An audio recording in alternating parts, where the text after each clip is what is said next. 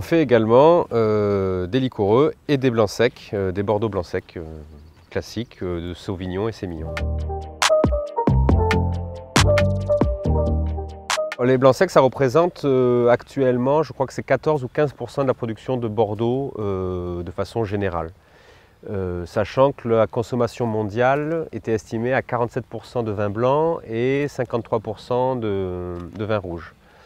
Donc Bordeaux produit des blancs secs, des grands blancs secs, et vous en avez de tous les styles. Vous avez les blancs secs de l'Entre-deux-Mers, vous avez les blancs secs Pessac-Léognan, des blancs secs à Sauternes. Vous en avez même dans le Médoc chez certains crus classés.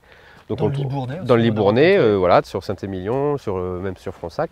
Donc on en trouve vraiment, je ne vais pas dire à toutes les sauces, mais presque. Ça représente quoi? Ça représente quand même, surtout dans l'appellation où on se trouve, hein, l'Entre-deux-Mers est une appellation de blanc à la base quand même. Et aujourd'hui je trouve que ça revient bien en force, il y a vraiment moyen, des beaux terroirs pour faire des blancs très très intéressants. À Bordeaux, les cépages majoritairement utilisés sont le Sauvignon blanc, classique à Bordeaux, qui est souvent même majoritaire dans beaucoup d'assemblages. Le Sémillon, qui est minoritaire dans beaucoup de régions, à l'exception peut-être de Sauternes, puisque c'est quand même le cépage utilisé pour les vins liquoreux. Et vous avez certaines zones avec un peu de muscadelle. On va retrouver aussi du Sauvignon gris, et on doit en avoir d'autres. Là, après, il y a des nouveaux cépages qui sont en train de rentrer sur l'appellation. Aujourd'hui un petit peu en termes d'essais, mais comme l'Albarino de Galice ou des cépages dits résistants, là où ils sont en train aussi de faire des essais aussi. Donc il n'est pas fixe, il n'est pas figé en cépagement, et je pense qu'il y a pas mal d'AOC qui sont en train justement de revoir un peu leur cahier des charges, de s'adapter un petit peu au changement climatique aussi, parce qu'il va falloir en tenir compte. Donc voilà, je pense que ça va bouger dans les prochaines années, quoi. Il y avait peut-être, on va dire, il y a une quinzaine d'années, une trame type de Bordeaux, un peu très sauvignonné, très typé Bordeaux blanc sec. Je trouve que personnellement, je pense que c'est quelque chose qui s'est beaucoup estompé ces dernières années, où on sent vraiment que le blanc, dans beaucoup de propriétés, est quelque chose où les vinificateurs s'amusent plus et vont chercher vraiment de la typicité de style.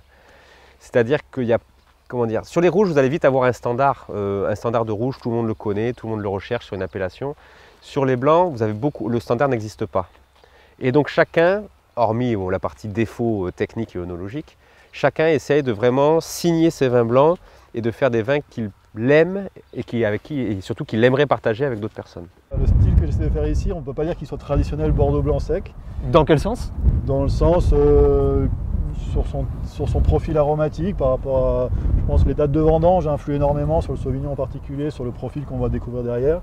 Plus les vendanges est tôt, et puis on va trouver ces arômes typiques justement du Sauvignon blanc, thiol, un petit peu buis, et ces notes un petit peu très extravagantes. Et plus on attend, plus on va passer sur des profils plus exotiques, des agrumes, et du coup l'un ou l'autre peut être totalement différent. Après, si on rajoute des élevages sur bois, sur lit, sur amphore, sur cuve, on se retrouve avec une panoplie énorme de produits typiques, on va dire, enfin de produits possibles du Sauvignon. Et c'est des vins qui sont très très buvables, qui peuvent accompagner non seulement le classique plateau de fruits de mer, mais qui peuvent aller beaucoup plus loin que ça. Les apéritifs, la charcuterie, le fromage. Parce que c'est les meilleurs, en toute objectivité forcément. Mais pourquoi il faut les découvrir? Parce que c'est des appellations qui, je pense, ont des rapports qualité-prix quasiment imbattables avec tout ce qui se fait en blanc actuellement en France. Que ce sont des vins qui sont très très plaisants à l'apéritif, qu'on en trouve, à mon sens, pour quasiment tous les portefeuilles. C'est-à-dire que vous allez trouver des super vins blancs à 5 € la bouteille, jusqu'à des super vins blancs à des prix 150 ou 200 €. Donc je crois qu'il y a la force de Bordeaux, elle est d'être capable de fournir un vin pour tout consommateur tel qu'il soit.